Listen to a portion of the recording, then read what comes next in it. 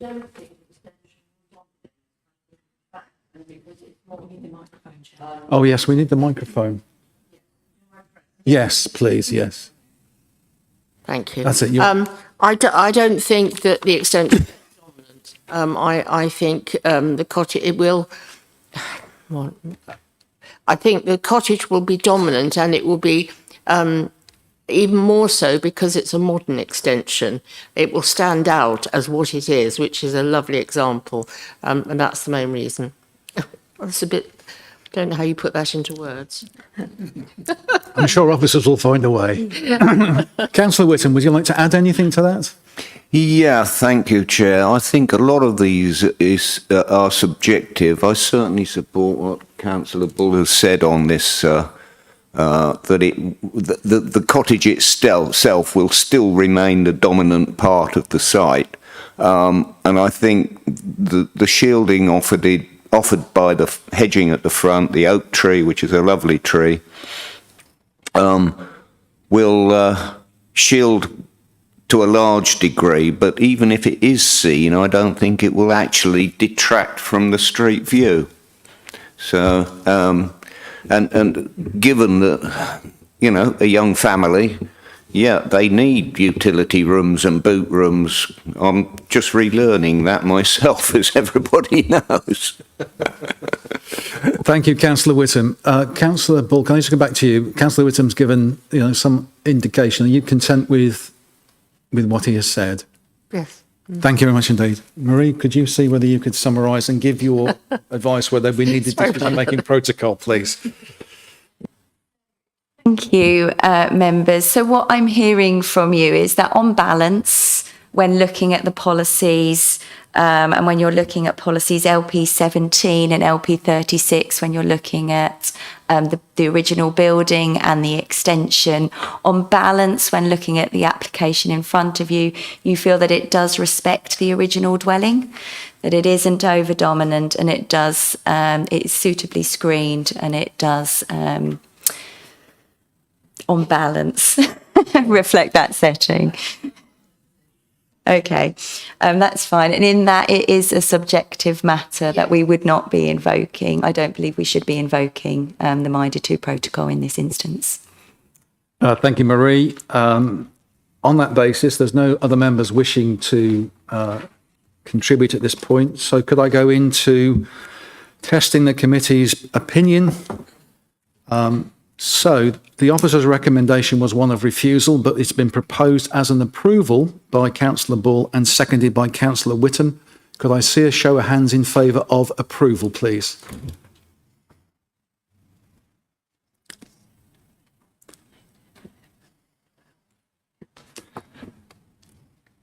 And those against, please? Do you do conditions? Oh, yes, we do.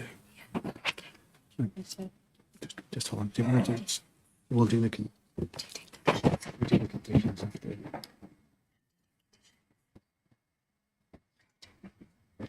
Just go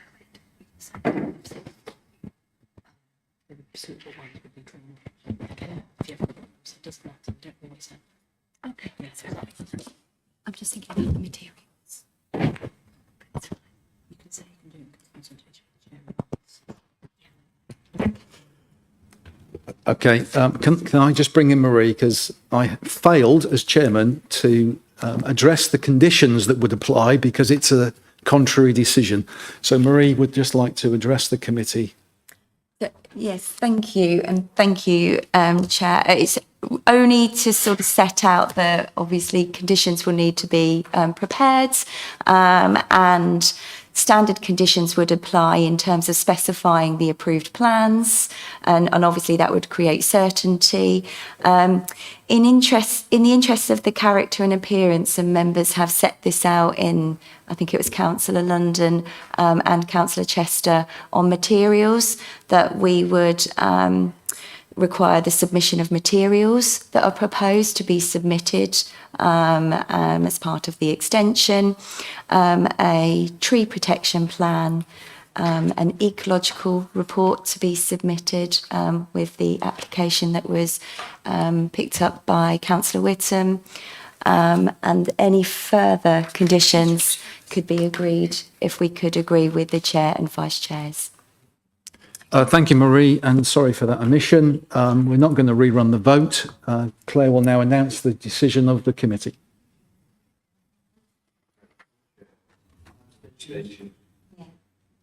Well, yeah, but we did the maths here, so we know how many. You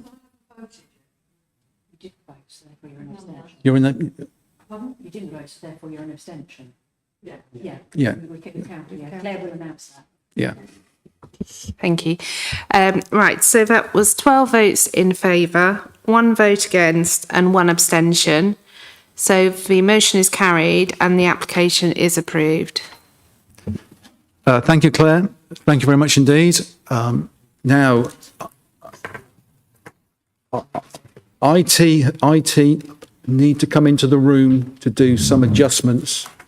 So we're going to have a break. I don't know how long that's going to be because I don't know how long it's going to take to get the adjustments done.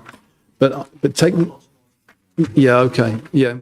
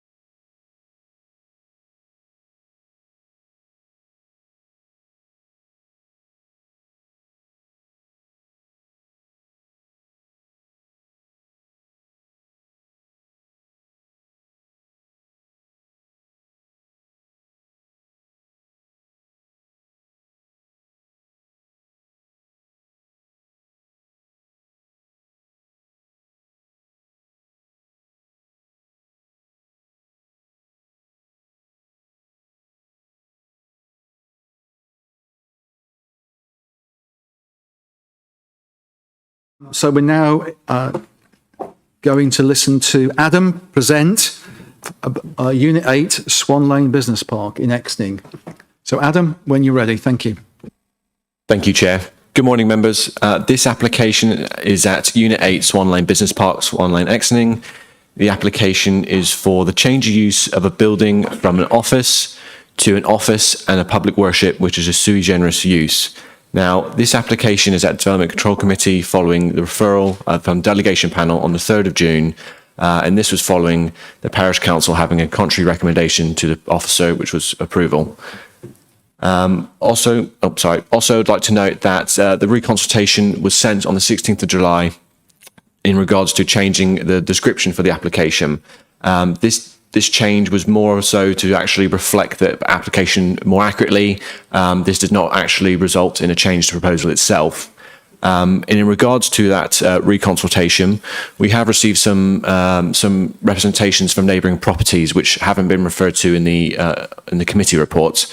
These representations, as you can see here, are from 8 Swan Grove, the Signets, and 27 New River Green. And the main points in those objections raised was due to inadequate parking, disruption to existing roads, existing places of worship in the local area, loss of employment space, and potential security and antisocial behaviour issues with the car park being opening longer. Now, if I go to the location plan for the site, you can see Unit 8 Swan Lane here, which is sort of positioned to the front of the business park. You can see the car park, which is to the west of the site, which is sort of for use of the business park only. It's not open to the public. And also to note that sort of the closest neighbouring property to the site is down here to the southeast at number 38. And also to note that the site is within the settlement boundary and within the conservation area for Exning. If I go to the site plan, you can see here the site plan for the site. Now, there are no external alterations proposed for the application. There is an existing parking area, which you will see on the next plan, that they are providing one disabled space within the site. And majority of the space provided for the proposed use is on the first floor.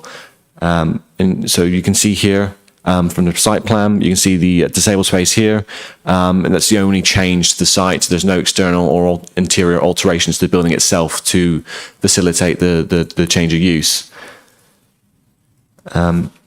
Here we can see the floor plans for the site. You can see that they have existing sort of ground floor area with a reception and a cycling store. And then they've got the main floor area on the first floor, which provides the office space and also the space for the public worship, which would only take place on a Sunday. And it's considered that there would be no external or interior alterations to facilitate that change of use. Here we've got some external elevation photos. Again, there's no external alterations, so the building would remain the same as it is currently. And instead, these photos will show how it would look after the proposal as well. Here we have a parking plan provided by the agent. This shows the car park, which was to the west of the site, as I pointed out. This is only to be used by the business park. It's not open to the public. And the agent has indicated here, sort of on the south of the plan, the spaces that are reserved specifically for Unit 8, which is approximately 11 spaces. Now, there are a total of 52 spaces within this car park, and it's noted that the main use, which would be the office use during the week, would have up to 10 employees on site, and it's considered that the spaces provided specifically for Unit 8 would be enough to accommodate that. In regards to the proposed public place of worship, which would be on a Sunday only, given the floor area of the site, they would need to provide approximately 25 spaces. Now, the spaces specifically allocated to Unit 8 is obviously under that with 11, but officers noted that the use on the Sunday would be the only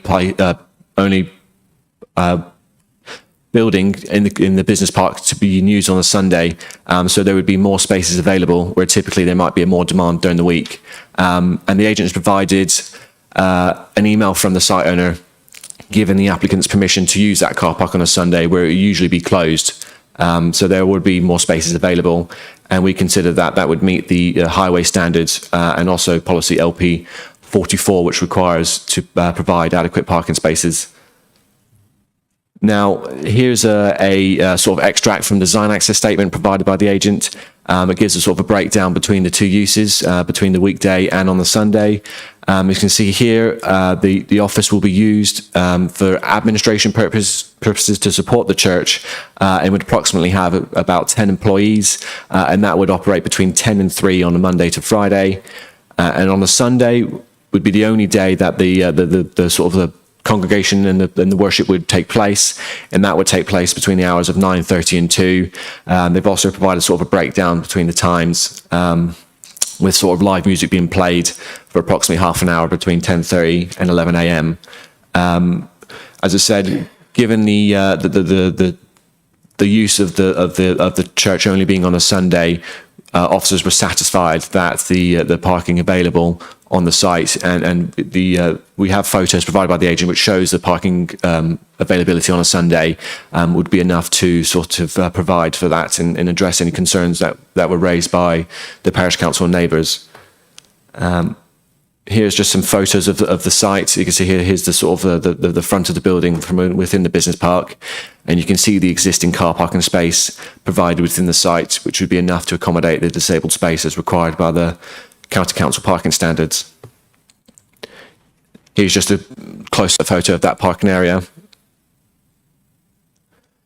And here's a photo from outside the business park, sort of just standing with the access to the left of the photo, and this is looking eastwards. And another photo looking westwards, looking sort of away from sort of the Exning.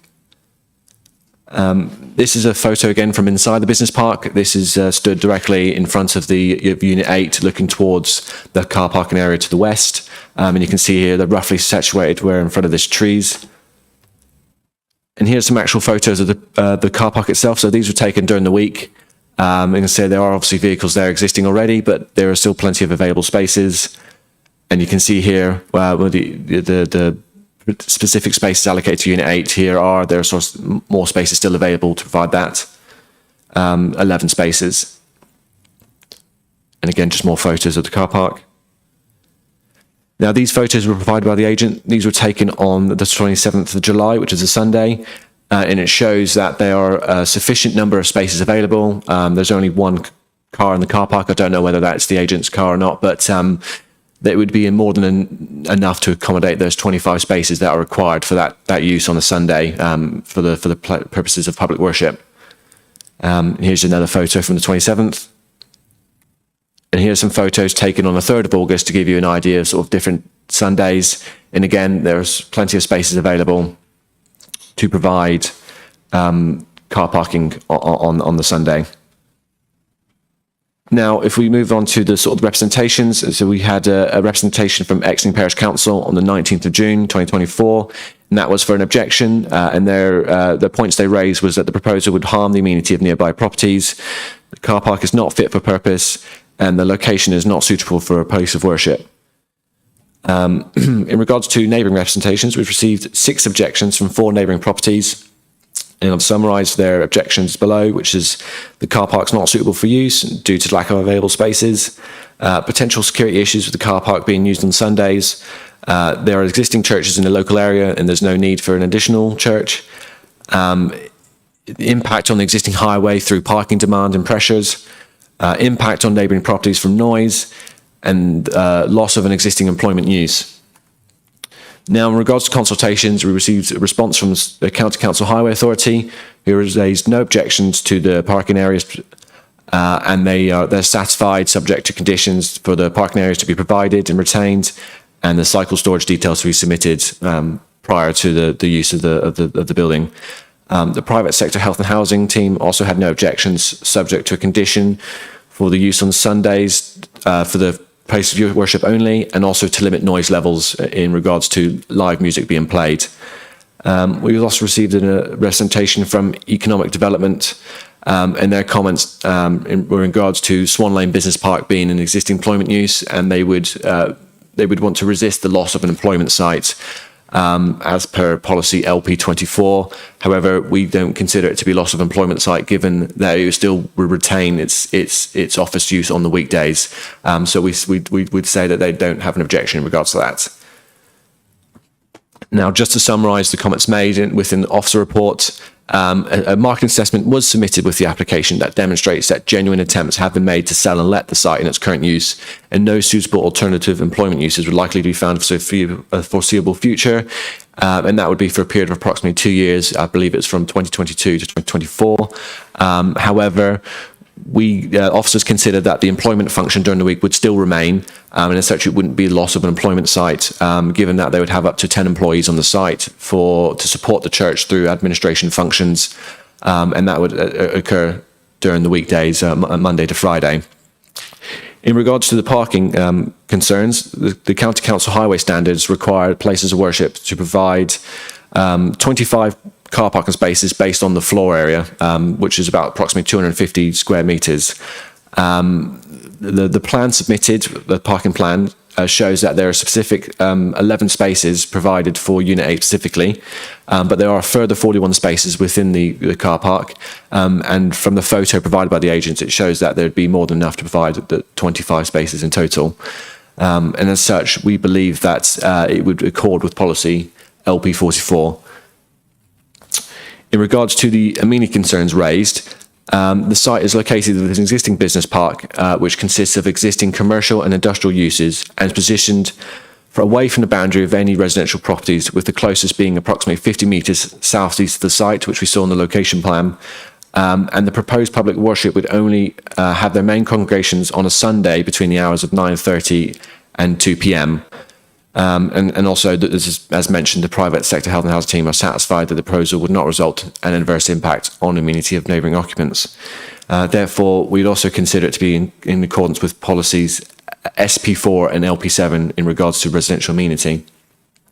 Now, to ensure that we are satisfied that the uses would remain as mentioned by the agent, with the proposed church use only being on a Sunday, we have we've drafted some conditions which officers are satisfied, which would control that sufficiently. And as you can see, conditions 3 and 4, which are in the officer report as well, state here that we would want to restrict that to ensure that we maintain the employment use on the weekdays, and also prevent any parking issues during the week where there might be more demand for parking spaces within the car park. And that concludes the presentation. Thank you. Thank you very much indeed, Adam. We have 2 registered speakers. Councillor Bodek, you're representing Exning Parish Council, and the applicant's agent, Edward Clark. So, Councillor Bodek, you've got 3 minutes. Thank you. Hello, thank you, Chair and Councillors, for the opportunity to speak. I'm representing the local council, and we wish to formally object the proposed change. Exting already has 4 places of worship, and there's no evidence of demand for another. There was no community survey has been conducted regarding this. It duplicates provision without justification.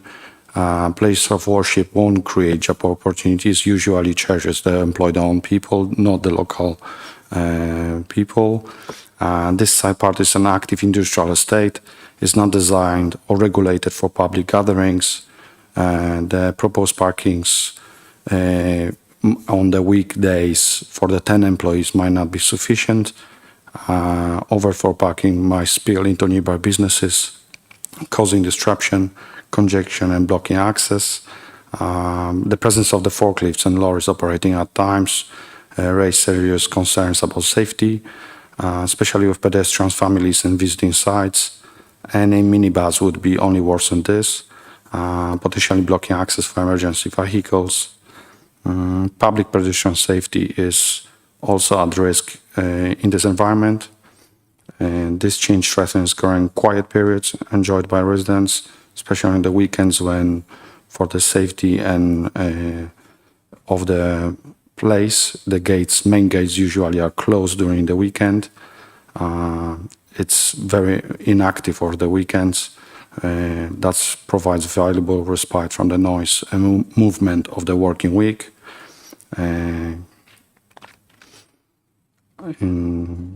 any proposed extended hours might be concerns regarding antisocial behavior, flight tipping on authorized access for the especially weekends and evenings in the industrial estate.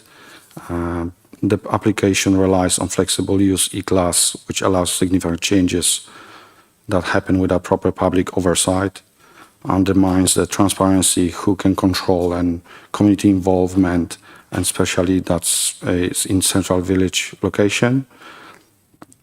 And planning parking beneath protected trees and near stream that supports local wildlife. That's the risk of damaging the tree roots and all the cars driving back and forth constantly.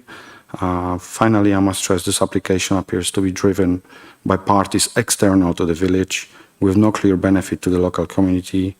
Instead will bring only disruption, safety issues, and environmental harm, and is determined of both residents and local businesses. It's unforeseeable planning constraint, not safe, not suitable, and not needed of kind of use. And I urge committee to reject this application in full. Thank you. Thank you, Bodek. Edward, you've got 3 minutes to address the committee. Thank you. Thank you, Chair and members, for the opportunity to speak in support of this application, which seeks permission for the change of use of Unit 8 Swan Lane Business Park from office to a mixed use comprising office and public worship. I should make it clear that no physical works are required to facilitate the change of use, and the scheme retains an office function from Monday to Friday, ensuring that the building continues to deliver employment benefits in line with policy LP24. I'd like to begin by thanking the case officer and his team leader for their useful dialogue during the application process and the well-reasoned and justified committee report, and express my full support for the officer's recommendation of approval. As members will have seen in the officer's report, the applicants have positively engaged with and responded to comments received throughout the discussions and the application process. Unit 8 has been actively marketed since May 2022 by a local reputable commercial agent, but only one viewing and subsequent offer has been made. That offer was made by the incoming tenant, who are committed to bringing the building back into productive use. Their ability to proceed with the lease hinges on the grant of this planning permission. The incoming tenant currently operates from Studlands Park Sports and Social Club in Newmarket on a temporary basis and must vacate those premises. Unit 8 offers a sustainable relocation opportunity that will not give rise to any detrimental highway impacts. The site benefits from 11 dedicated car parking spaces, including a disabled space outside the building, 10 secure cycle spaces within the building, as well as minibus parking and access to a further 41 spaces within the main car park. It should be noted, services will be held solely on a Sunday morning when other businesses are closed. Suffolk County Council Highways has raised no objections to the proposal.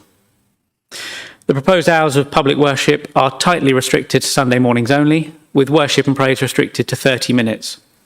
Furthermore, the incoming tenant has committed to keeping all doors and windows closed during services, and a suitable worded planning condition ensures that noise levels do not exceed recognised thresholds. These measures, combined with a separation distance from nearby dwellings, will ensure there is no harm to residential amenity. To conclude, the proposal is not a loss of employment space, but rather a balanced and beneficial reuse of a building that has been empty and unoccupied for more than 3 years. I reiterate my full support for the officer's recommendation of approval and trust the information will assist you in your debate. I'll be happy to answer any questions you may have. Thank you. Thank you very much indeed, Edward. Right, committee discussion and debate. Councillor London, please. Thank you very much, Chair. So, this is an interesting application. I'm going to talk a little bit about the thing that really concerns me is the car parking spaces. I have to admit, it's not music, it's not light, it's nothing else. It is specifically the car parking that is my main concern. And we have 10 employees, we have 11 car parking spaces that are allocated for this unit. We have a requirement for 25 car parking spaces. So the workaround for that is that the church is going to be using the allocated car parking spaces of the other units on Sunday when those units are not in use. Now, it's important to point out that, as far as I'm aware, those units are not in use, not because they can't be in use, but because those businesses don't tend to operate on a Sunday.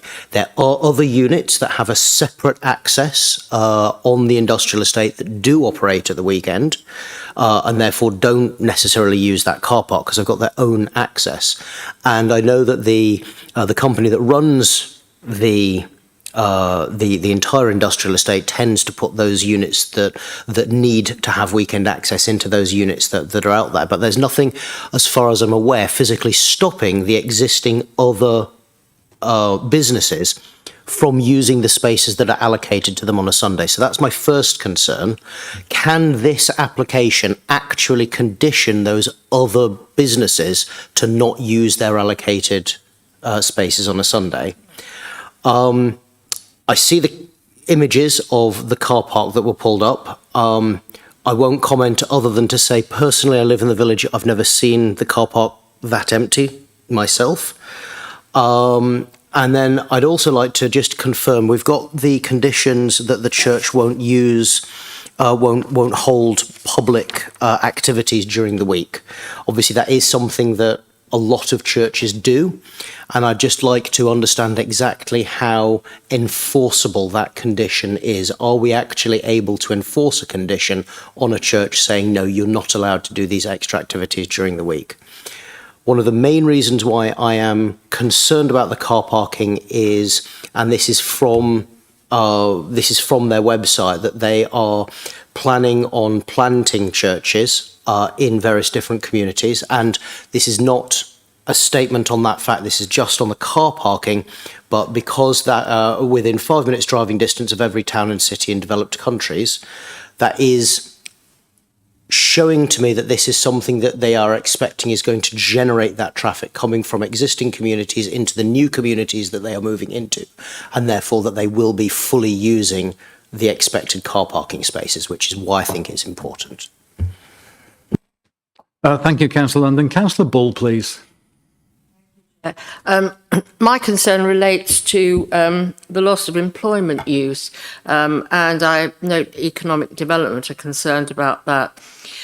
They say that the applicant says that they're going to have 10 people working in the office in the week, and they're expecting 30 visitors on a Sunday. And I'm just wondering what those 10 people working, who are, as I understand, are members of the church, are going to be doing to look after 30 visitors. And are they truly employees or just volunteers working there? So, you know, if we're basing this all on there will continue to be employment use, I need to be convinced that it is true employment use. Thank you. Thank you, Councillor Bull. Councillor Chester, please. Thank you, Chair. Am I on? Yes, I have a question on policy for the offices. Given this is for a change of use for Sunday worship, do the other units on this industrial park, whatever their planning designation, are they allowed Sunday or weekend working as well? Thank you. Thank you, Councillor Chester. Councillor David Smith, please. Thank you, Chair. Yeah, most of the questions have already been asked anyway, but I was just interested to hear that they're expecting 30 worships on Sunday. Now, with these smaller churches, obviously, they said they've already got 4 churches in the village. But these churches draw their congregation from a wider area than that. So, obviously, you're going to need parking spaces. Sound-wise, it's not. I can't see how it's going to be any noisier than an industrial unit. I wondered if it could be conditioned that there was some sort of soundproofing. I know they said they're keeping the doors and windows closed, but I don't think there's going to be a huge amount of noise coming from this unit. Looking at some of the ejections, I think some of the ejections are a bit spurious, should we say? Is that the word? I don't know. It was interesting to hear that the fact that although the businesses don't use the parking on a Sunday, they can use the parking on Sunday if they need it. So, yeah, it'd be interesting to see if that happens. Thank you, Councillor David Smith. Councillor Don Waldron, please. Thank you, sir. I'll probably be a little bit controversial now, but a church is a business like any other. They're not going to move in there if they can't make a living. So I propose that we accept this and pass it. Thank you. Thank you, Councillor Waldron. Is that seconded, please? Councillor Armitage. Would you like to speak at this point, Councillor Armitage? Oh, thank you for inviting me, Chair, but no, thank you. I think my points very much indeed. been made by others. In that case, then, I've got Councillor Malmay White. Thank you, Chairman. My concerns were about economic development in exactly the same way as Councillor Bull was mentioning, but also about sustainable transport. I mean, this is an out-of-the-way place. The church has been operating in Newmarket, where people, I presume, can walk or cycle, or there's a bus. But this, I assume, can only be accessed by car on a Sunday. I don't imagine there are any buses. Because it's a sort of out-of-area church, I'm assuming there aren't many of the congregation that actually come from Exning, so it will be mostly or purely car travel or minibus. So that would be my main concern, is that, we are meant to support sustainable transport for businesses and one thing and another. And this seems to me far from a sustainable area for that purpose of sustainable transport. So that would be my concern, basically, and the lack of economic development. Did I hear right that the service will only last 30 minutes of music? It seems a very short service to have people bussing in and driving for 30 minutes. We'll ask the officer in response I to find that clarify quite curious. But otherwise, it is difficult to come across premises. So from that point of view, I could support the application, but I do have concerns about the transport, and I just find it curious that it's only going to last 30 minutes. Thank you. Thank you, Councillor Malmay White. Councillor Whittam, please. Thank you, Chair. Yeah, I too am concerned over the parking arrangements. At the end of the day, this is an industrial site. Now, the Sunday use of vacant car parking spaces by the church would, I think, and could in future limit and conflict with other businesses, and should they develop their businesses and start working at the weekend, there could then be conflict between them in the future and the church using their car parking spaces. And I would also mirror what has already been said about it being an industrial site. And yes, I take on most churches are commercial operations, but to have 10 people, I would like to know whether they are actually employed and contributing to the local economy, or whether they're predominantly volunteers. Thank you for that. Thank you. Thank you. I've got three members, Councillors Glossop, Thorndyke and Neal, but before I go on to you, Councillor Glossop, I want officers to respond to the questions and the queries that have been raised.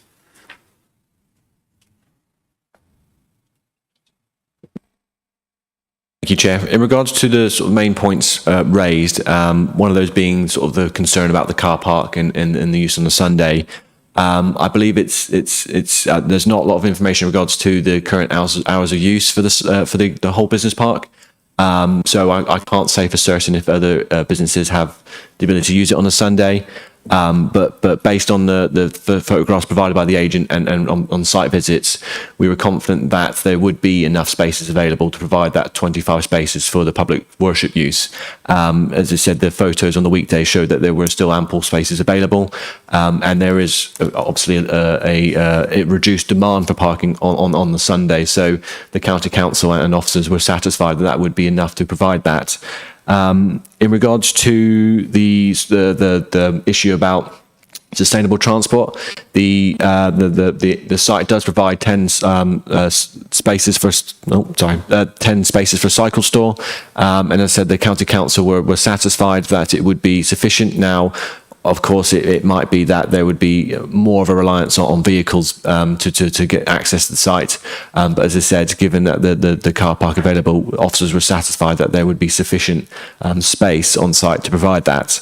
In regards to the question about how would we limit the use of the church only be on a Sunday, we have discussed that with our enforcement officers, and they were satisfied that the conditions proposed would be appropriate and enforceable. So it's quite clear that the use during the week shall only be for officers, and that would be quite easy to enforce and to sort of manage and maintain. So we were satisfied that those conditions would ensure that that would be the case.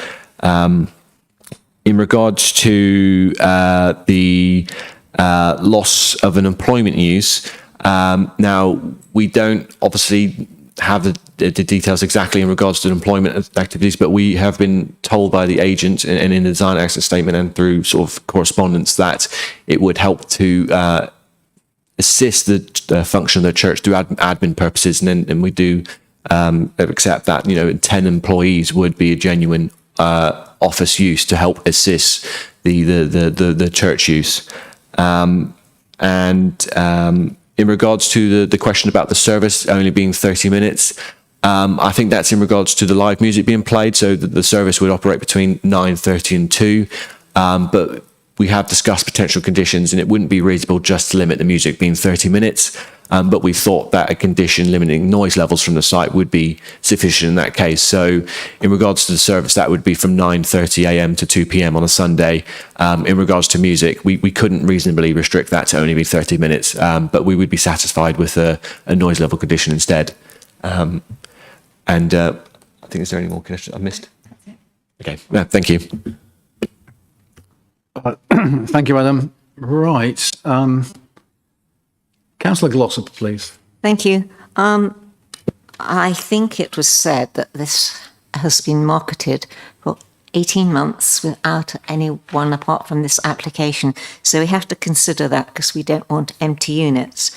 I know that office very well and the car parking because when it was the previous office, the Conservative Association were allowed to have their meetings there. So I know the room very well, and I don't think you could have very many people in that room because you couldn't sort of have hundreds. It's not big enough.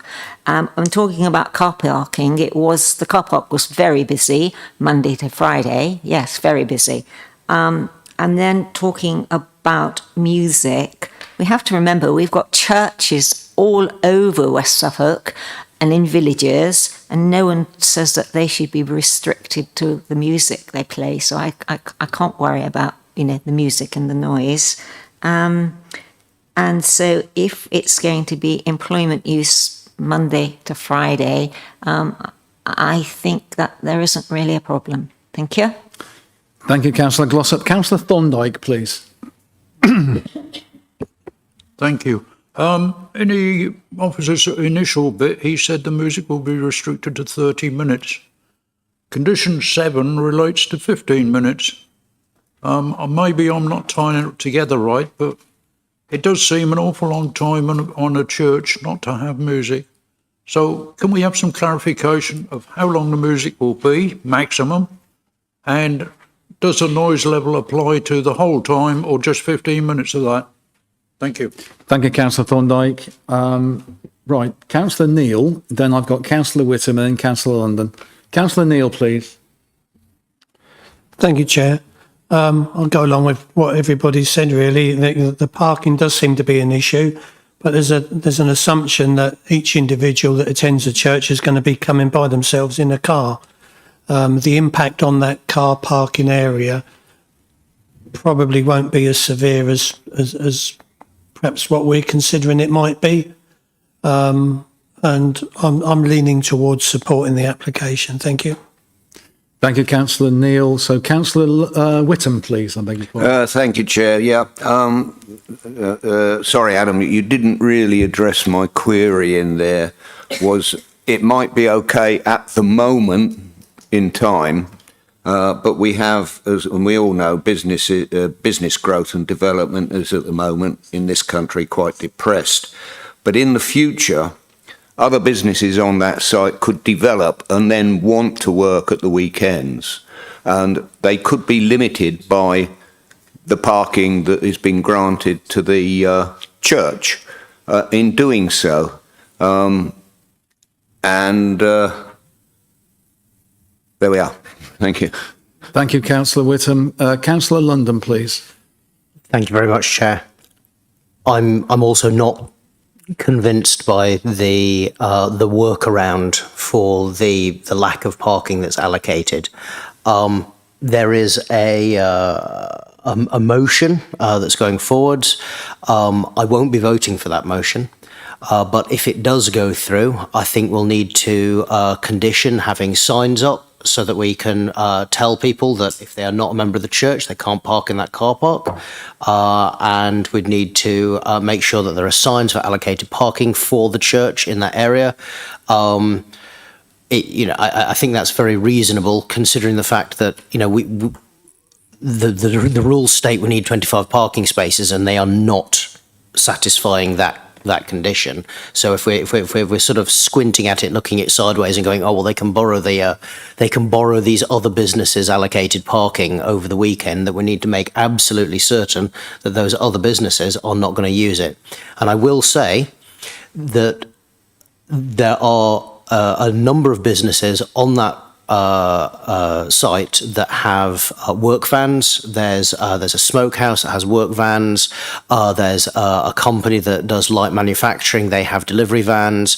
There is a car body shop. I get my MOTs done there. I hope that's not a pecuniary interest, but when I leave my car, I'm told to leave it in the car park, as with all of the other people. So there's often 5 or 6 cars from that organisation sat in the car park. So we need to make absolutely certain that all of these other businesses are somehow removing all of their branded vehicles, all of the car shop cars that are going to get fixed out of that car park every weekend, and then put back in again on Monday. And I don't know how we're going to condition that.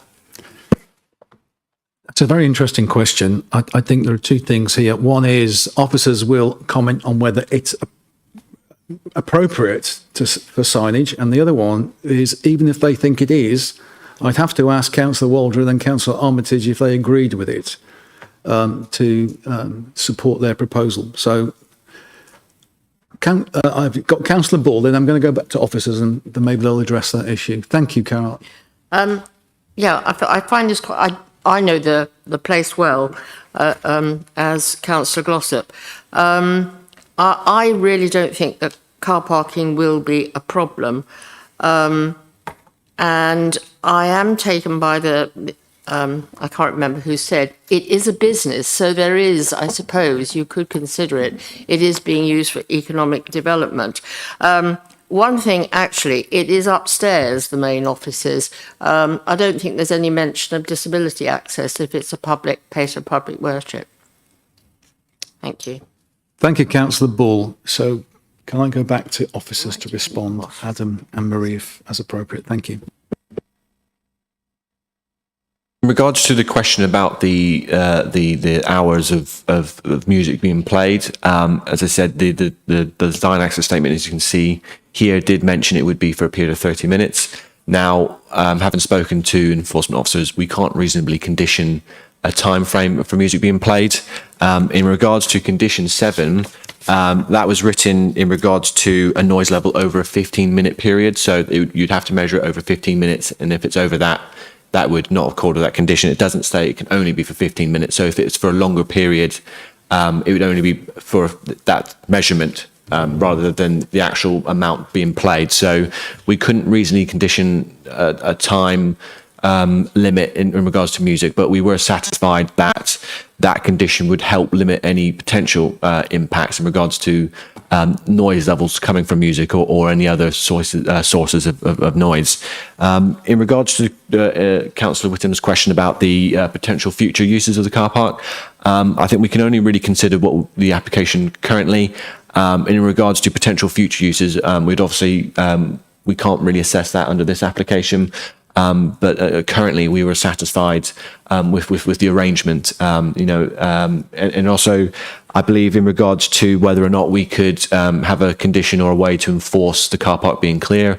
I think that would lie outside the scope of the application, so we couldn't reasonably enforce a condition to require that. Now, whether or not the site owner would want to do that outside of the application, that would be up to them, but we couldn't reasonably enforce a condition to require that. So we would have to proceed on the basis that couldn't happen.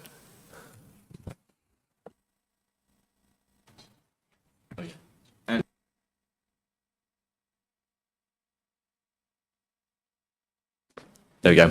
And also in regards to signage as well, I don't think there's no signage currently proposed for this application, and so also we couldn't really condition that unless it was brought forward as part of the proposal. So it would be without it currently. Thank you, Adam. There are no current requests from members of the committee to speak, so I'm going to move on to the proposal. The proposal, which is in accordance with the officer's recommendation, is approval by Councillor Waldron, and that was seconded by Councillor Armitage,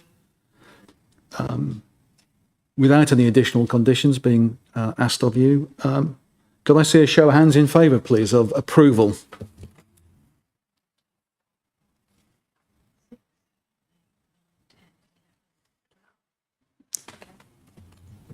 And those against?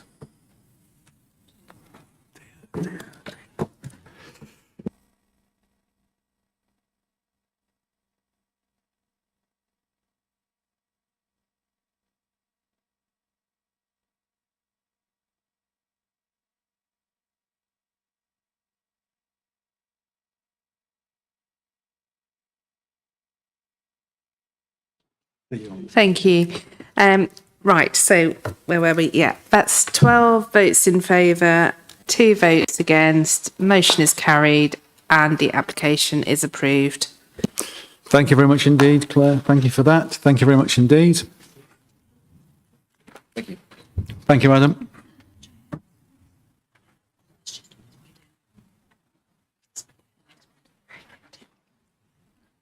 Does anyone require a 2-minute break at this point? Yes.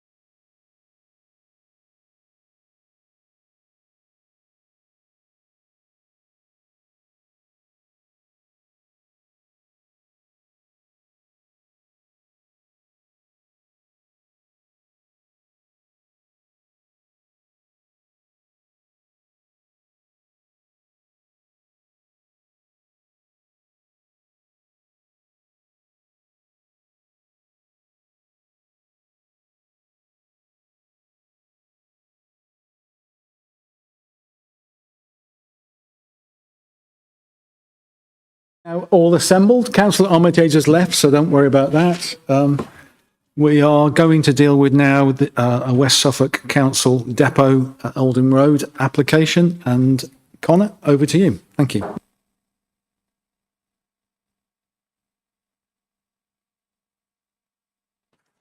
I do apologise. You're quite right. Councillor Chung, you wanted to declare an interest. Could you yeah.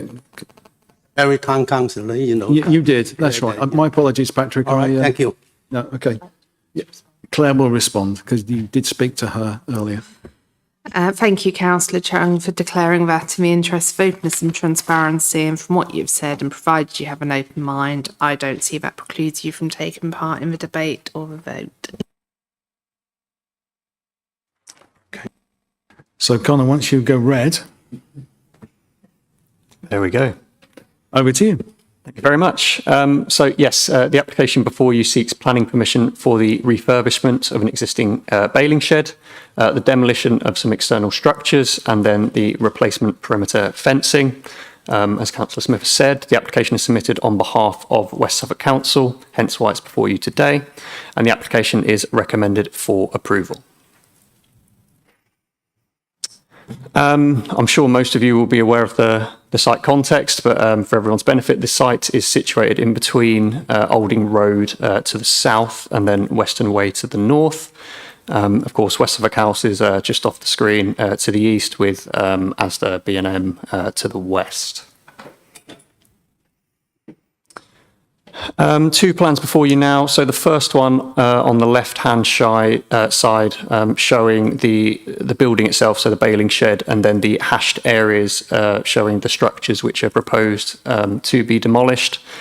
Some of these have already been removed, and there's some pictures that will help provide the context for those. The plan on the right-hand side, with the key for the fencing primarily, shows the proposed site plan. So you can see obviously a lot of the structures removed, with the refurbishment of the baling shed to the south of the site there. All of the fencing, where replaced or new, will measure 2.5 metres in height. Onto the existing floor plan. So the red area is essentially showing the structures which are proposed to be demolished. Of course, it's quite a utilitarian building, so there's not much to show on the floor plan there. The existing elevations, so again, a lot of those larger external structures to be removed. Again, this will be clearer on the photographs as well. And then again, just some more of the structures to be removed.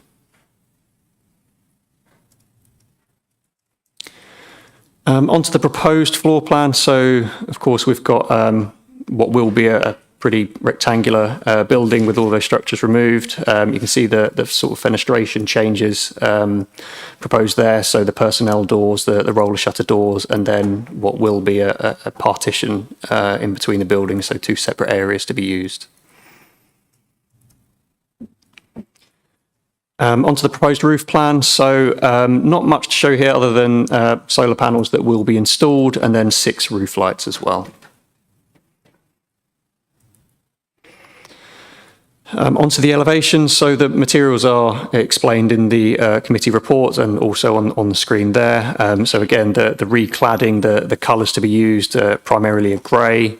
You can see a brick plinth at the bottom, and then again the roller shutter doors and the personnel doors to be installed for the refurbishment of the building. And again, following in a similar fashion, just showing the other elevations there.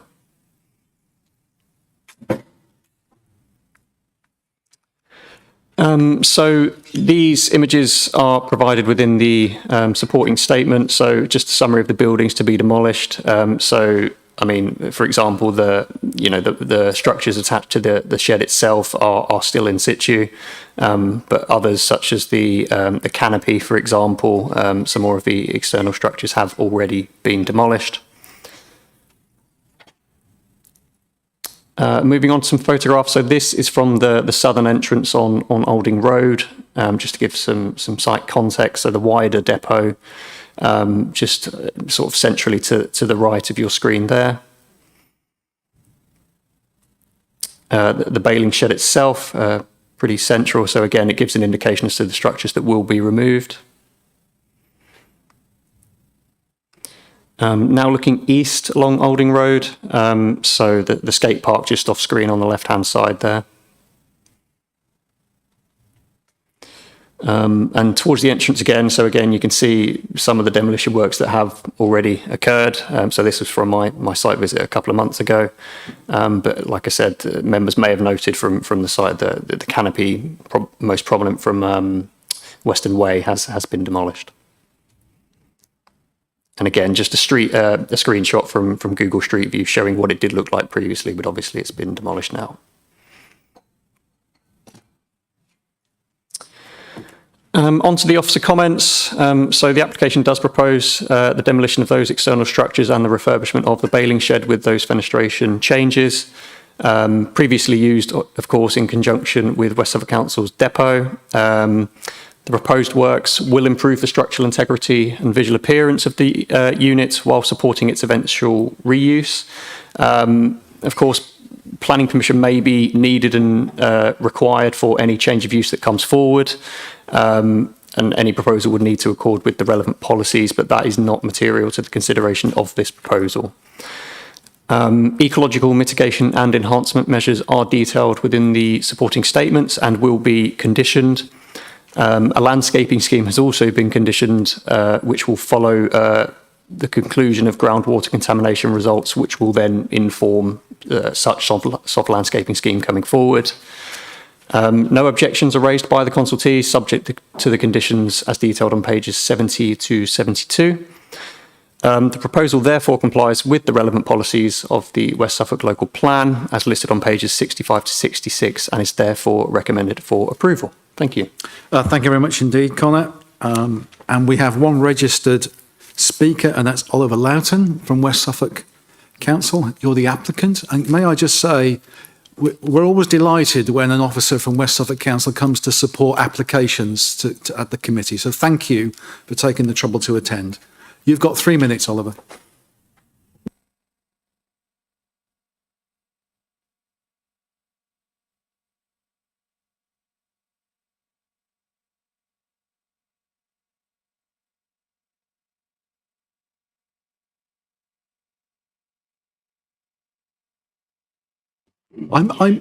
Yeah.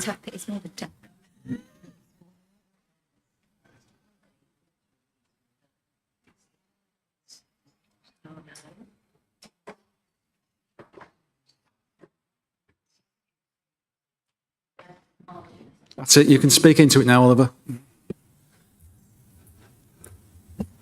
Excellent. Thank you, Chair. Good morning, everyone. West Suffolk Council have a requirement to continue to use the western end of the Olding Road Council Depot site for consolidation of storage of plant and equipment commensurate with the provision of ongoing council services. Works are required to maintain the ongoing safety, environmental protection, security and serviceability of this part of the site to allow these services to continue. The proposals seek approval for the removal of existing extensions from a small-scale industrial building on the western boundary of the site, the re-roofing, the recladding of the structure with similar materials to which currently exist. Approval is also sought for replacing the existing chain link fencing on the southern edge of the site and provision of new fencing inside the current site boundary to form a secure compound area. All new fencing will be weld mesh panels to match the existing boundary fence on the western boundary adjacent the skate park. Finally, approval is sought for removal of other small buildings and structures from within the application site. We would kindly urge the committee to consider this for approval. Thank you. Thank you, Oliver. A very measured presentation after the initial enthusiasm to use a faulty microphone. So thank you very much indeed. It happens to us all. Okay, members, Councillor London, please. In the interests of speed, and because I genuinely can't see anything wrong with this, and we do need to get our buildings in order, I'd like to propose this. It should go forward. Thank you very much indeed. I've got Councillor Thorndyke, please. Thank you. Happy to second it, but can I have a bit of clarification on the access? Looking at page 75, it appears the access there on 2 Western Way is going to be dedicated to this building, which will be a bit of a shame with all the rest of the buildings that are on site that are still going to need access. So can I have a bit of clarification on the vehicular access to this particular development? But otherwise, I'm happy to second. Thank you very much indeed, Councillor Thorndyke. Councillor Whittam, you were there, you're not there. Is that the second? That's okay, that's fine. Councillor Neal, please. Thank you, Chair. For me, this isn't as straightforward as it should be. Yes, it's one of our assets, and we're looking to upgrade it, and rightly so. We should look after our assets. But I wonder what this particular site would be worth as an asset to West Suffolk if the Oldham Road site was flattened to the ground. I think there's still a monetary value to that. I know that's not what we're asking to approve here. I'm just saying that, you know, there is an option further down the line that could happen. And I'm also wondering if this is something for a unitary council to decide what they want to do with that site. No, okay. Look, I know how enthusiastic you are, but both of those points are not relevant to today. No. In all fairness, and I'm not disagreeing with your future projection, but I appreciate. Yeah, I'm just saying those things. Okay. But, I feel I'm going to have to abstain on it because there is options. Okay. Point taken. Thank you very much indeed.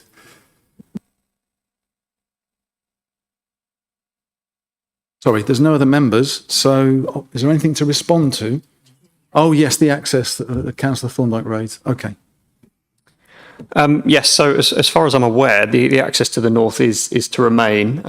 So the site itself is, I think it's indicated on the proposed plans as well, as part of there's a wider blue line, so it's part of a wider unit. So like I said, the future plans for future use is separate to this consideration, but as far as I'm aware, the access to the north and of course to the south is to remain. Councillor Thorndyke, do you want to come back on that, or are you quite content? Okay. Right, I've got no members wishing to contribute at this point, so I'm going to go straight into the proposal. Councillor London proposed approval, and that was seconded by Councillor Thorndyke, and that was in line with the officer's recommendation for approval. Could I see a show of hands in favour of approval? Thank you.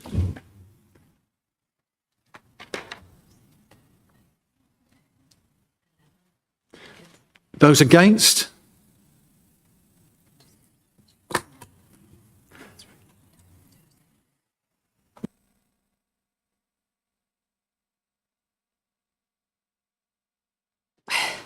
Right. So that is 11 votes in favour, no votes against and 2 abstentions. Motion is carried. The application is approved. Thank you, Claire. Thank you, guys.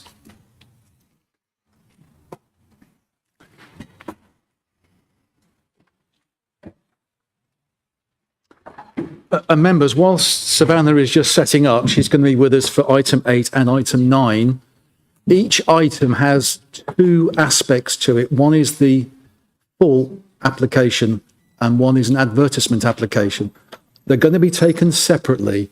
So we will listen to the presentation about the full application. Then we will discuss and vote. And when that is concluded, we will then hear the presentation on the advertisement, and then we will discuss and vote. So, and that applies to 8 and 9.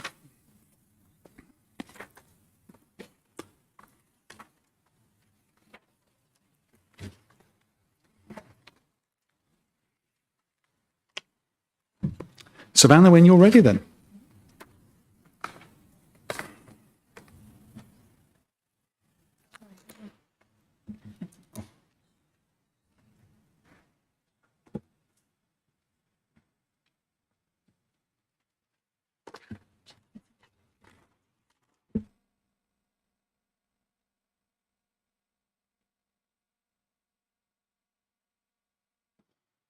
It's those IT gremlins again, just taking a bit of time to load.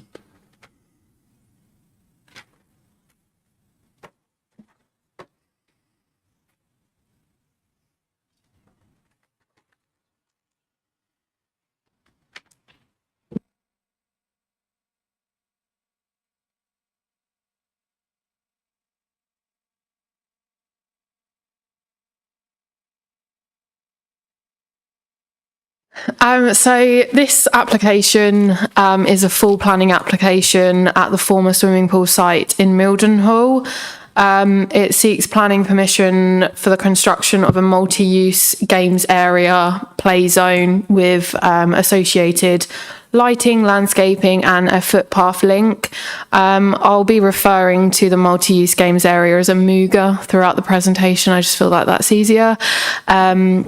The application is recommended for approval and has support from the Town Council, but is referred to Development Control Committee as the applicant is West Suffolk Council. So this is the application site. So on the left-hand side, we've got the location plan, and then on the right-hand side, just a snippet from the GIS. The application site is located within the settlement boundary for Mildenhall, sort of access from Recreation Way. It comprises of vacant land, which previously housed the swimming pool building, but that's now since been demolished. And the land has been returned to sort of grassland. The site is also contained within the town centre boundary for Mildenhall, which is shown on that blue line on the plan on the right. It's also in close proximity to Mildenhall Town Football Club, the bus station, a play area, social club and Sainsbury's. So these are just some photos of the site, and the plan sort of shows which direction the photos were taken from. So this is the application site sort of denoted by that fencing, and you can just see the Mildenhall Town Football Club house in shot. This is the application site. Again, it's just returned to grassland and again denoted by the fencing. You can just see the application site here in conjunction with Sainsbury's. And then this is just another image which sort of shows the length of the application site. I've just got a quick video for you, which basically just pans round to the application site with the football club, and then sort of pans round to a wider view of Sainsbury's and its car park. So this is the proposed block plan. So as I said, the application seeks permission for a MUGA with a footpath connecting it to that existing gate that we saw in the photographs. In relation to policy compliance, the National Planning Policy Framework sets out some social objectives to support strong, vibrant and healthy communities by sort of providing safe places with accessible services and open spaces that reflect sort of a community's needs. At a local level, LP21 deals with open space, sport, play and other recreational facilities, and actively supports the enhancement of sport or recreational open space where the proposal is well related to a community. As the application site is also located within the town centre boundary for Mildenhall, policies SP25 and LP28 also apply. SP25 sets out the framework for supporting the role and function of town centres, and then LP28 makes clear the role of the town centres and sort of permits a range of uses and gives support to proposals for sort of retail and a range of complementary town centre uses, and that also includes leisure. So essentially the Play Zone programme has been developed to tackle inequalities in physical activity and sort of access to high quality facilities in targeted areas, sort of picked out by the Football Foundation, and provides funding to provide these community-led spaces. In terms of the residential sort of location of the site, as well with the provision of other complementary recreational facilities within the close area, we consider the scheme to be in compliance with LP 21 of the West Suffolk Local Plan, sort of supporting the goals of that and the MPPF. And as mentioned before, LP 28 and SP 25 support the principle of leisure and cultural facilities at a site that's well related to the local community and sort of considered to meet the needs of that settlement. So the principle of the development is considered supported by our local plan. This is just more of a closer layout of the play zone. So again, you can see the footpath link, and there's also provision for bins and benches, so spectators can also sort of watch games being played. So these are the side elevations. So the adverts that are shown on this elevation will be considered under a separate application, which is to follow. And then we've just got the end elevations. Again, the adverts are considered under a separate application. In relation to the floodlighting, floodlighting is proposed that's 8 metres tall. This sort of follows on from Sport England advice. So outdoor lighting sort of provides an important way of extending the use and the overall value of the outdoor sports facilities. Although planning authorities may have a general preference for shorter columns as opposed to taller ones, there are good reasons for them to be correctly proportioned to the size of the pitch that's going to be floodlit. And the Sport England guidance sort of says about using taller columns usually reduces the nighttime visibility of light sources and then greatly reduces that glare. So whilst 8 metre tall floodlighting may appear visually intrusive, the benefits of the taller columns within the Sport England guidance means that the amenity of residents would be greater protected. And as well, with the application, that was accompanied by a lighting assessment, which has been reviewed by environmental health colleagues.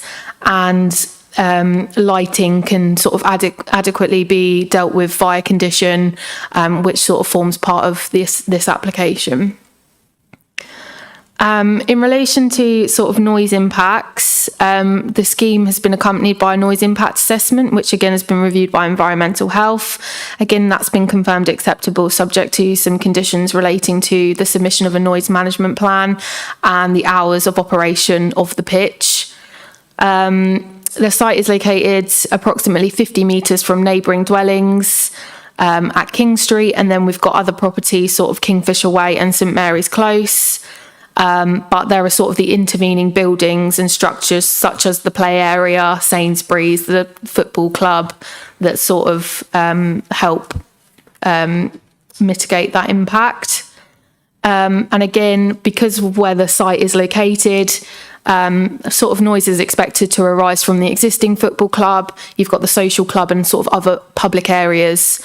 So the provision of a Muga in this location is not considered to negatively impact the residential amenity in terms of noise. And then as well on this site, it was highlighted that the site could contain some archaeological significance. So a written scheme of investigation was submitted to us, which was confirmed acceptable by Suffolk County Council. And again, conditions have been recommended to sort of ensure that the work is monitored in line with that investigation. So in terms of consultation comments, the Town Council support the application, but they have raised some concerns in relation to parking, traffic, fence height, impact of lighting, use of land and mitigation measures in relation to toilet facilities. So again, this is generally covered in the report, but in relation to parking, it's in a really sustainable location. Sainsbury's have a car park as well as the Jubilee Centre, and there's also a car park at B&M, so it is quite accessible. In relation to fence height, that's sort of taken from, again, the Sport England guidance, and as well the impact of lighting, which I've previously discussed. In relation to the use of land, I think they sought some clarification on whether West Suffolk Council actually owned the land or if it was, I think, the Town Council. But again, whilst that's not an immediate planning issue, in communications with the agent, they are content that they've got the ownership of the land. And then in relation to the toilet facilities, again, sort of given the accessible location and the scale of the development, it's not considered necessary to provide toilet facilities with this application, but noting there are toilet facilities at the bus station and Sainsbury's as well. So we considered that acceptable in that regard. Environmental health raised no objections, again, subject to the conditions in relation to hours of operation, lighting and the noise management plan. Highways have no objections, as to Sport England. And again, Ecology have no objections, subject to conditions. And as well, B&G does apply, so we've covered off those conditions within the report. So all in all, this application is recommended for approval. Thank you, Savannah. So we will now debate and discuss this issue. And then when we come to a conclusion on this particular element, we'll then go back to the same site, but to talk about advertisement consent. So this is the full application. Andy Neil, please. Sorry, Councillor Neil. I was very informal there, Andy. I beg your pardon. You can do that with me, that's all right. It's going to be a wonderful facility for the town. I support it wholeheartedly, except the height of the fence, which runs the length of the application and borders between the football pitch and Sainsbury's car park. That needs to be a lot higher than the other three sides, purely for the ball coming out of there. And if there's a picture that shows, if you can go back to that picture there, look how close those cars are. And the ball leaving there, hitting those cars is going to create damage. So I think there needs to be a condition, if we accept this, that particular side has a much higher fence. Don't know if that can happen. Yes. I've just been advised we can ask them. Yeah. Very much like we did at the last meeting when we asked them to paint the battery set in the car park, in all fairness. Okay. Thank you. Certainly, I can speak of muggers I know, and it's much higher than that fence, in all fairness. But yes, a good point, Councillor Neil. Right, Councillor Thorndyke, please. Sorry, did Councillor Neil propose? Were you proposing it, Councillor Neil? No. Okay. In that case, I won't second. Yeah, I get a bit concerned. The last application we looked at, the applicant was West Suffolk Council. This one, it's Damien Parker. There's nothing on the first page of that paper that says anything about West Suffolk or anything else. So Savannah mentioned it, but the paper itself and the next one have an officer down where, in fact, we should be showing West Suffolk Council is the applicant. But yeah, I go along with Andy. It's a great idea. Get on with it. Yeah, thanks very much. It is on top of page 78, but I do take your point. It's Damien Parker on the front. It should never be Damien Parker as the applicant. No, okay. Crikey, there's a plethora of people here now. I think it's because you two have defaulted into the current speaking, but okay. I had Councillor Glossop first, if I could go to Councillor Glossop. Thank you. Okay. I'm a bit surprised when we say there's plenty of parking at B&M and Sainsbury. You can't just go and park on their car parks. If you're there too long, you'll get a fine. So I don't think that's a very good idea to say there's plenty of parking there. And the same thing about the toilets. You can't say that they're going to use this facility and then they go to Sainsbury's or the other place that and that's not cricket. You don't do things like that. If you're putting something forward, you have to make sure that you're covering what is required for what you're putting forward. You can't just say, oh, we'll go in, it's like somebody next door to you saying, oh, we'll use your toilet. So I don't agree with those two things. Thank you. Thank you, Councillor Glossop. Councillor London, please. Thank you, Chair. Way back when I was a lot smaller than I am now, I remember swimming in that swimming pool. It was very cold and horrible. I think it's a perfectly good use of the site. I'd be happy to propose it. I'd just like to confirm one thing, if I may, which is this going to be an informal mugger, as in people can just turn up and use it, or is it going to be a more formal sports facility where there's a ticketing system, possibly a fee, a gate code, things like that? Thank you, Councillor London. Is that seconded, please? Councillor David Smith, would you like to speak at this point, Councillor? Yeah, just to say that I think these facilities, you normally expect to have toilet facilities at these places, just to turn up and play, really. So I think to say that going next door to the toilet is a bit of a red herring, really. Thank you very much indeed, Councillor. Councillor Whittam, please. Thank you, Chair. I do actually mirror what Councillor Glossop have said about toilets and parking, and also possibly changing facilities. However, they don't normally have those, and I'm quite happy to go along with the recommendation for approval. Thank you, Councillor Whittam. Okay, back to Savannah, please. Sure. So, Councillor Glossop, in relation to your comments about car parking, the Jubilee Centre is, well, you can probably see the roof of it in this image. That's an unrestricted car park, which is sort of the overflow car park for the town centre. It's in a really sustainable location. The bus station is probably, well, you can see it on the map there. Sort of to the north of the Sainsbury's building. We also have added a condition for them to require to provide cycle storage so people can cycle as well to the facility. But given its sustainable location, we're sort of content with that. Councillor London, in relation to your comments about sort of the operation of the play zone. There's a section in the report, a paragraph 29 and 30, which sort of details that it will incorporate a smart access system. So basically, it's managed through a company called Clubs Park, who sort of work with the Football Foundation.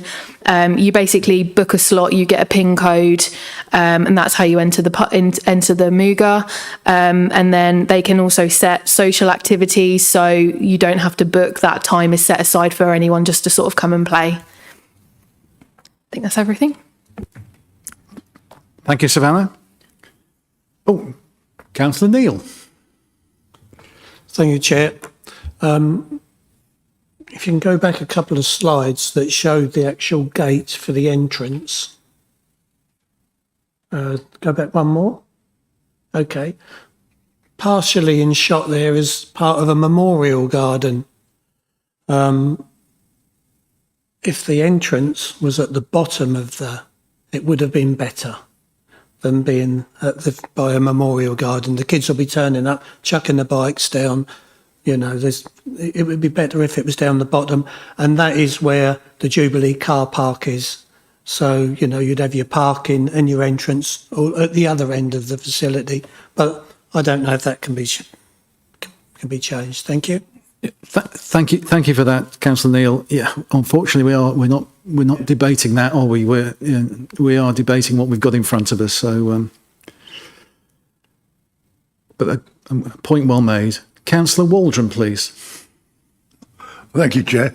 I'm looking and listening to all this, and I've got no objection. The one problem I've got, there's no access for wheelchairs. Now, there's a sport at the moment called wheelchair rugby, which lots of people take part in. Perfect size pitch, everything, but if you've can't get your wheelchair in, it's a bit pointless, isn't it? So that's the only objection I've got. Other than that, I would propose this for acceptance. Thank you. Thank you. We've already got Councillor London and Councillor David Smith who have proposed and seconded for approval. Sorry. No, don't apologise. That's fine. We can always ask, can't we? Again, we can always ask the applicant to consider, if they haven't already considered, wheelchair access to the site. So, thank you.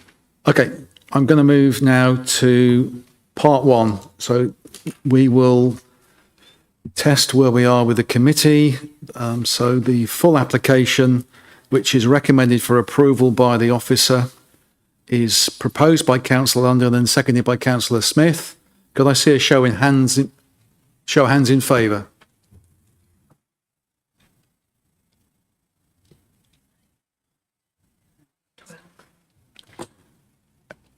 Anyone against?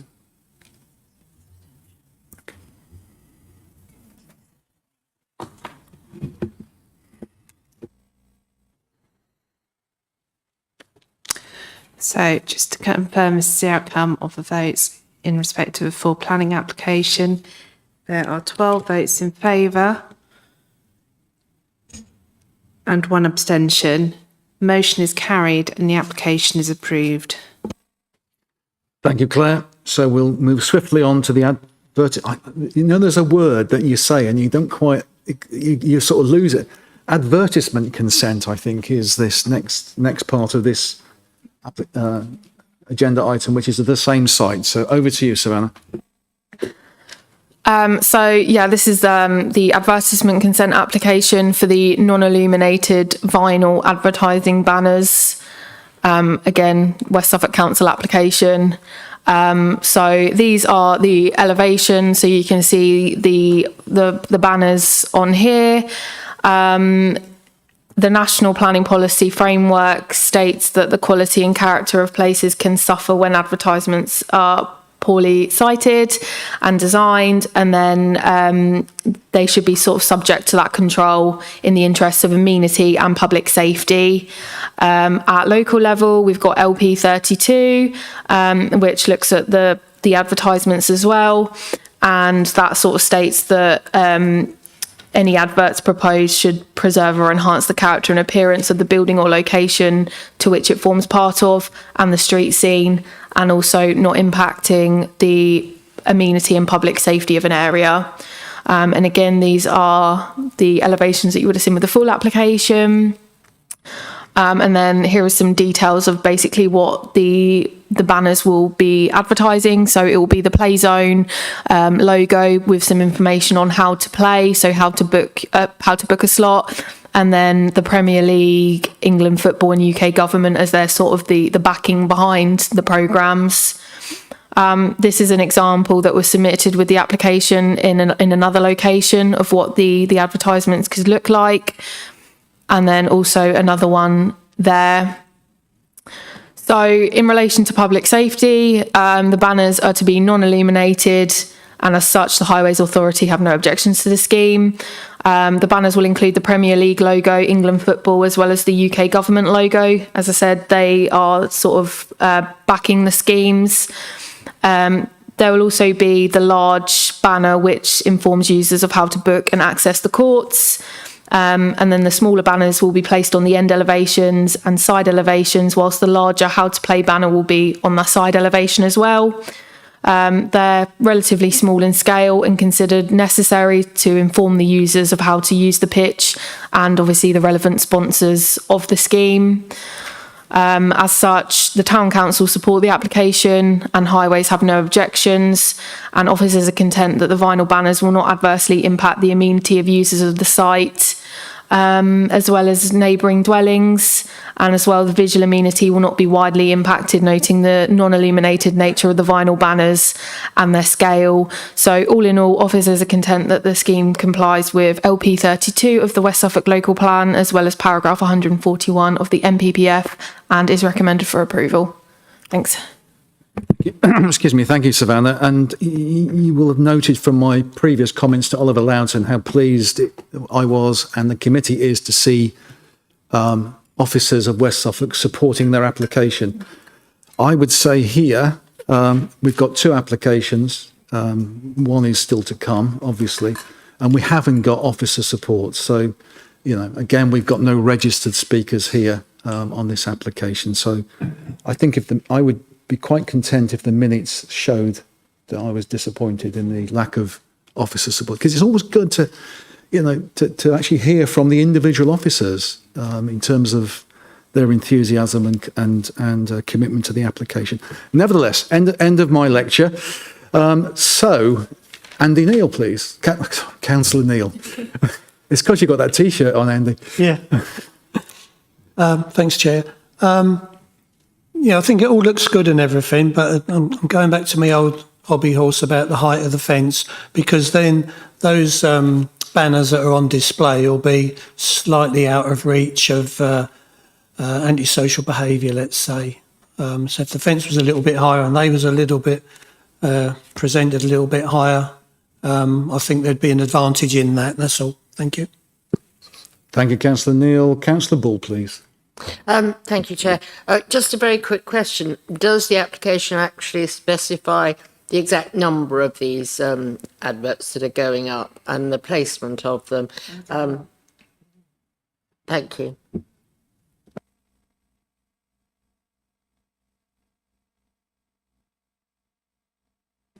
You can answer that now. Yeah. Is that on? Oh, so we don't have the specific number. I can go away and clarify that to clarify the point whether the banners as shown on this slide will be on both end elevations or just one end. But I can clarify that with the applicant. Councillor London, please. Sorry, can I just come back on Councillor Neil's question?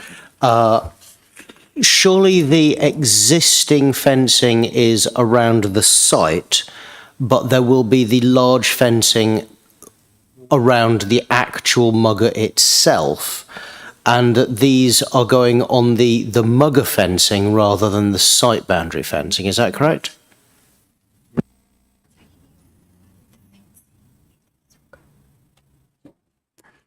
That's how I read the drawing, to be fair, but Savannah? Oh, well, Marie. Ah, right. Sorry, yeah, just to clarify, the signing will go on the outer signage, on the outer fencing of the site.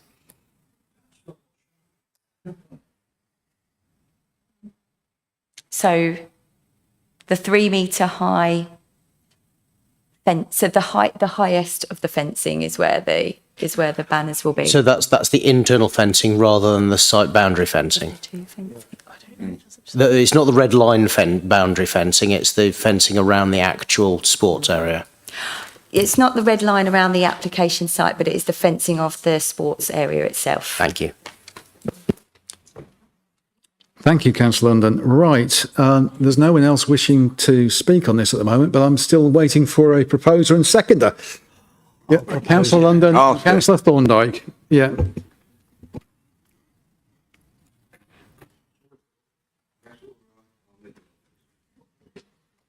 Okay, on that basis, are there any outstanding matters that we need to comment on? I don't think so, is there? Right, okay.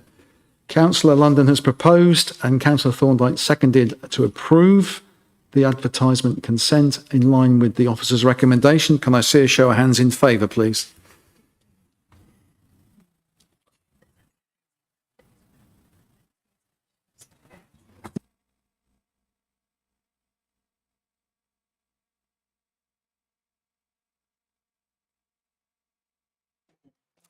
That appears to be unanimous. Motion's carried and the advertisement application is approved. Thank you, Claire. Right, we now move on to Studlands Park in Newmarket. I think this is a very, very similar application. It's going to be taken in two parts again, the full application and then the advertisement application. Over to you, Savannah. Thank you very much. So this is an application for a replacement Muga. Again, it's referred to committee because the applicant is West Suffolk Council. The application is recommended for approval and the Town Council welcomes the application. So this is the application site. It's within the settlement boundary for Newmarket and is based on the Studlands estate. The site comprises an existing Muga adjacent to an existing play area and social club. Towards the north of the site, there is a large vegetated area that borders the A14. And as you can see on this plan, there are sort of dwellings to the east and south of the site. This is the application site. So as I said, this application is for a replacement Muga. This one features sort of low-level fencing at present. This is a shot from Hyperion Way.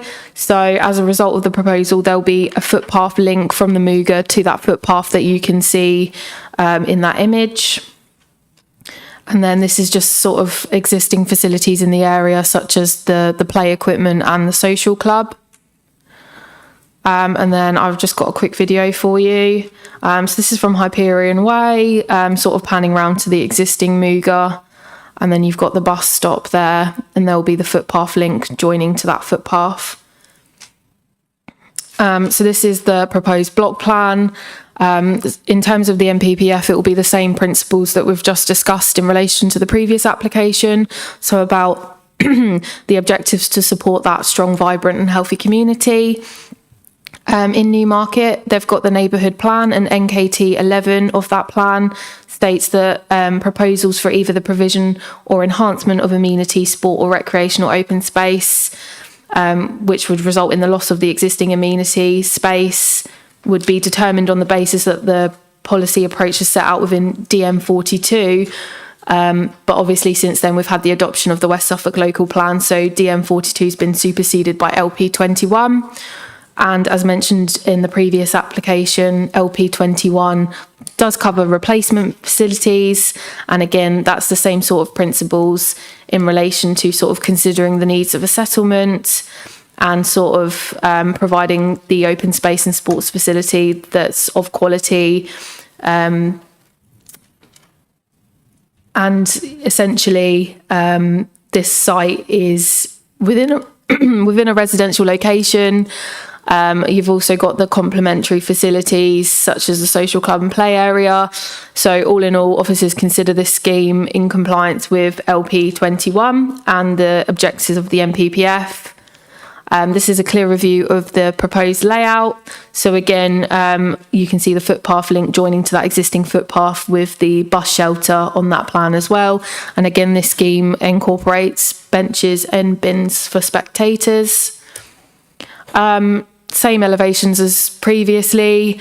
So again, the adverts shown on this will be considered under a separate application, which we will get onto shortly. And then we've got the end elevations. So again, we've got the 8 metre high floodlights.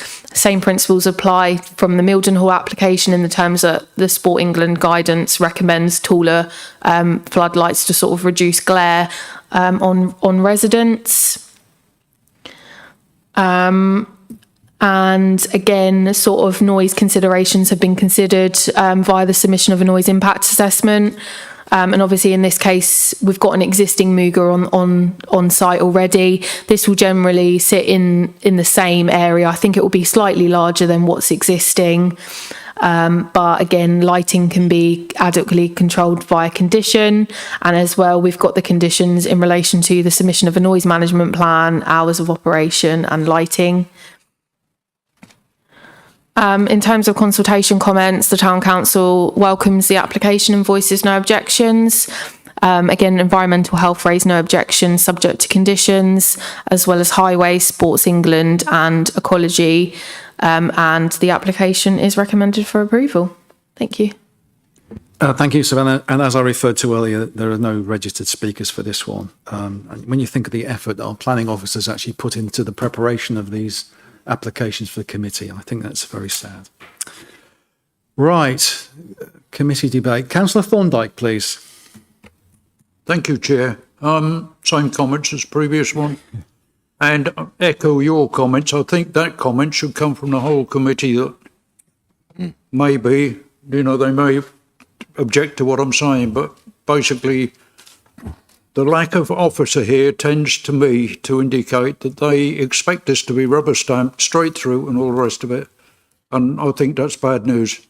Yeah. Having said that, there's nothing for us to debate here. This is a sensible application which should be approved. So I will move approval. Thank you, Councillor Thorndyke. A seconder, please. Oh, Councillor Neil.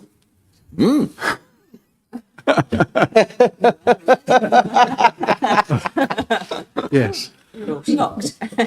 Would you like to speak at this point, Councillor? No. You don't normally turn down an opportunity, so. Okay. Just on the point that Councillor Thorndyke raised, yes, I was going to actually ask the minutes to record my dissatisfaction, but is that generally held by Yes. the committee? Are you any dissenters on that? No. No. Thank you, Councillor Thorndyke. Yeah. Right, Councillor London, please. Thank you, Chair. So I have to admit, I looked into this, and as far as I can tell, it's because we've applied for a Football Foundation Play Zones programme grant for these two sites, which is it's all very laudable, along with the Premier League and the FA and Sport England, trying to promote community access to sport. And as part of it, you have to have a PIN key code at the front. That's part of the whole process. With the one in Mildenhall, obviously it's just empty ground currently. The thing that slightly worries me with this one is we are replacing an existing free use mugger with one that you'll have to pay money to go to. So we are taking or at least as far as I can tell from the extended information on the website, it is something that people will then have to pay to use, which currently it's a free mugger. And I'm actually kind of not comfortable with that, because I drive past this on most days, and you'll often see kids just having a kickabout, and it's basically the kickabout space for Studland Estate. And we're taking that and turning it into something where you have to go and book online and get access and all the rest of it. And that is putting extra barriers in for teenagers just going out for half an hour and having a kickabout. That doesn't seem right. Thank you, Councillor London. Officers are busily looking through the advice that we've been given. Councillor Waldron, please. Thank you, Chair. Just the same moan as the last time. Wheelchair access. Thank you. Again, we will go back to the business application rather than the individual, I guess, Councillor Thorndyke, so that's fine. Councillor David Smith, please. Thank you. We have approved one of these, I think, approved in Haverhill, and it did actually replace a basketball court, which was free and open, as Councillor London said regarding this one. Yeah, it's not uncomfortable, but it's not comfortable, should I say, but we're getting something for nothing, basically, and I think it'd be wrong to turn down any investment in our local sports facilities. Thank you. Thank you, Councillor David Smith.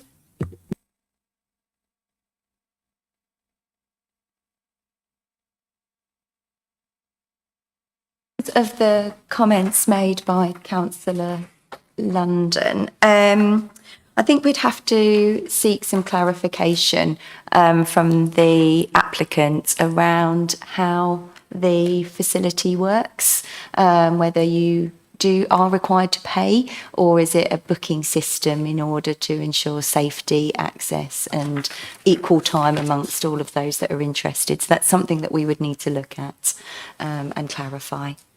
Thank you very much indeed, Marie. It's been proposed by Councillor Thorndyke and seconded by Councillor Neil. Can we proceed on that basis? I think we can, can't we? And officers will clarify the use or the cost of the use thereof. So this is the first part. So it's the full application. Officers recommendations approval, and Councillor Thorndyke has proposed approval, and Councillor Neil has seconded. Can I see a show of hands in favour, please?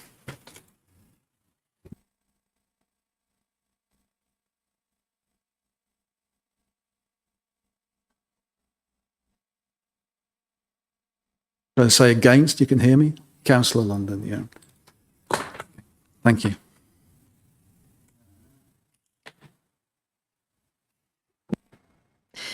Thank you. So that is 12 votes in favour, 1 vote against. Motion is carried and the application is approved. Thank you, Claire. So we'll move swiftly on to the advertisement consent.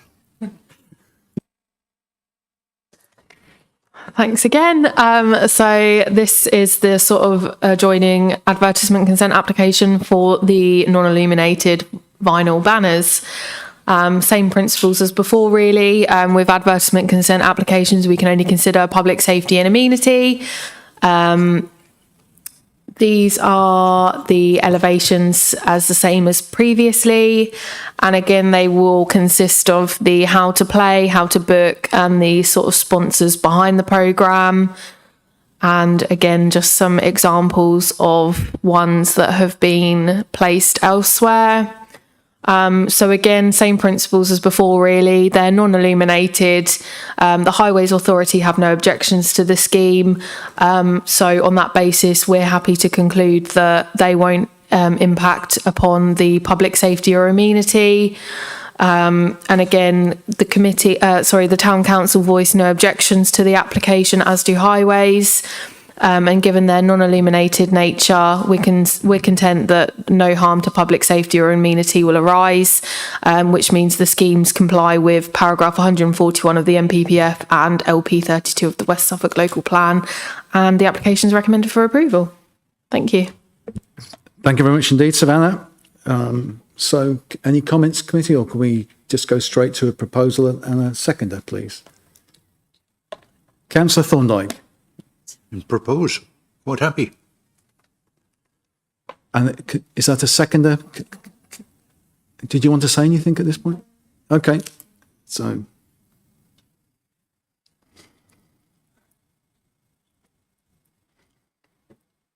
Just bear with me. I'm a very slow writer. There's no further members indicating they wish to speak. So let me not delay. This has been proposed in line with the officer's recommendation of approval by Councillor Thorndyke and seconded by Councillor Mildmay White. Could I see a show of hands in favour of the advertisement consent, please?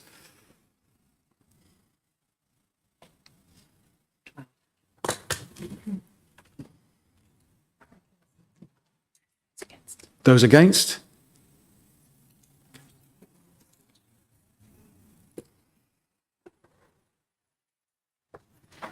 So that's 12 votes in favour, 1 abstention. Motion is carried and the application for advertisement consent is approved. Thank you, Claire. Now, before we rush off, there's a couple of things I want to say. The first item is I'd like to introduce George Whaley, who's I've lost the